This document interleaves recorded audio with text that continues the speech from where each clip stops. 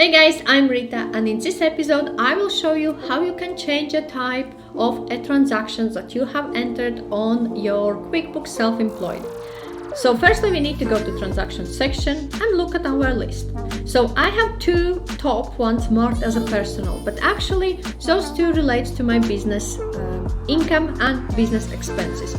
So the way how we can mark those as a business expenses is select the transaction line, and in this gray area we'll be able to mark as a business clicking on this little suitcase. And don't forget to click apply.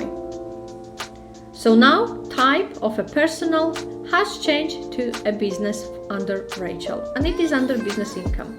The same is for utilities. Select transaction line, mark as a business, category, utilities, and click apply. So now utilities limited transaction expense for £35 has been marked as a business and allocated to rents, utilities and insurance.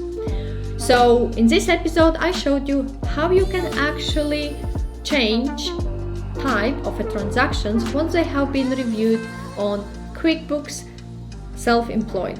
If you have any questions or require any further advice, feel free to reach out to me. Also, I have shared the links in the description section below to my QuickBooks Self-Employed tutorial as well as review of this accounting software. If you have not seen it yet, check it out.